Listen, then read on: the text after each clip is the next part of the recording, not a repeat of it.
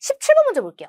미주치 5년 동안 있었던 사실로 옳은 것은 이라고 나와 있는데 이 문제가 시험일기조 오답률 1위에 해당하는 문제였습니다.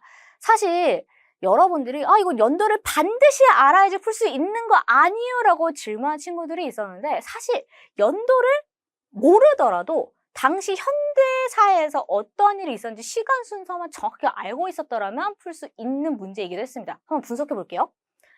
여러분이 저를 신뢰하여 소련에 초대 대통령으로 선출해 주셔서 감사합니다 라고 나와 있거든요. 이게 헷갈리면 안 되는 게 독립국가연합의 초대 대통령이 옐친인데 아직 독립국가연합 CIS 안 나왔죠? 소련 망한 거 아닙니다. 소련이 등장하고 이때 초대 대통령이 잠깐 등장한 적이 있었어요. 그거 기억해 주시고 저는 국가가 어려울 때 대통령 직무를 맡았다는 사실을 깊이 인식하고 있대요.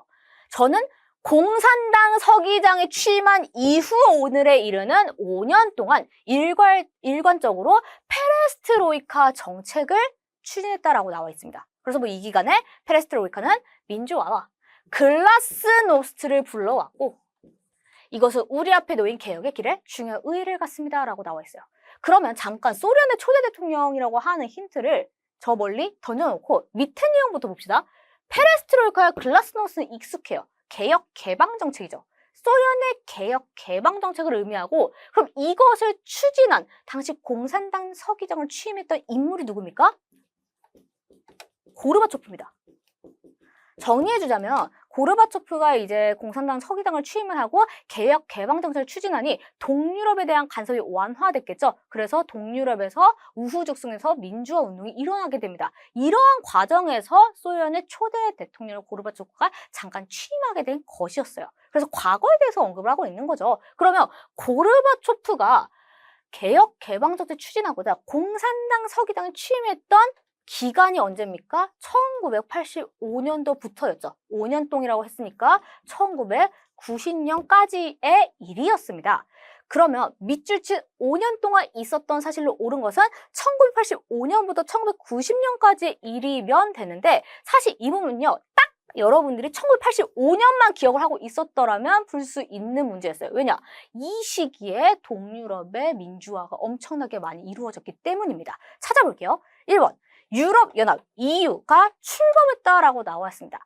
유럽연합은 마스트리히트 조약으로 인해서 출범이 되었고요. 1993년에 출범을 하게 됩니다. 그래서 1번은 지워주시고 2번에 독립국가연합이 결성되었다라고 나오죠. 이거는 연도를 몰라도 그냥 지워주셨어야 돼요. 아직 소련 망하지 않았습니다. 옐친 대통령 되기 전입니다. 그래서 2번 지워주시고 3번에 폴란드에서 자유노조가 집권했다라고 나오죠. 관련된 인물이 바웬사라고 하는 인물입니다. 교과서에 자주 등장하는 인물이에요. 그래서 내가 만약에 1번이랑 3번이 좀 헷갈렸다라고 하더라도 뭔가 출제위원들이 관련된 선지를 주지 않았을까라고 분석을 했을 때 동유럽의 민주화가 고르바초프의 개혁 개방 정책으로 인해서 이루어졌기 때문에 3번 맞지 않을까라고 이렇게 체크를 해주셨다면 정답인 겁니다. 3번 맞아요.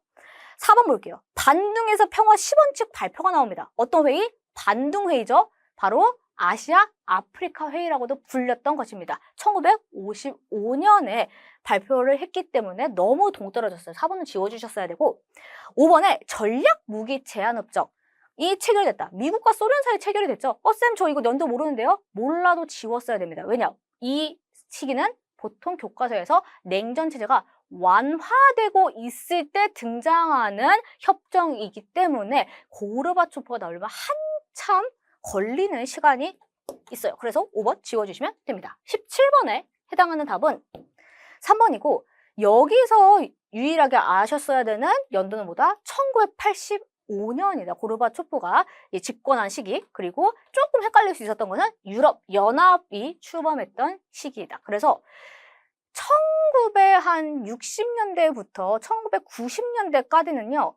좀 사건이 촘촘하게 엮여있거든요. 그래서 연도를 어렵게 꽈서 내기가 매우 좋습니다. 7월이 이렇게 등장을 했으니까 9월에서 좀만 더 어렵게 낸다면 여러분들이 많이 헷갈릴 수 있겠죠. 그래서 힌트가 조금 등장하더라도 충분히 유추하고 추론할 수 있도록 어떤 사건의 원인과 과정과 결과를 정확하게 기억을 해주셔야지 이런 문제 나왔을 때 연도를 내가 좀 모르더라도 충분히 풀 수 있다는 점 기억을 해주시길 바랍니다.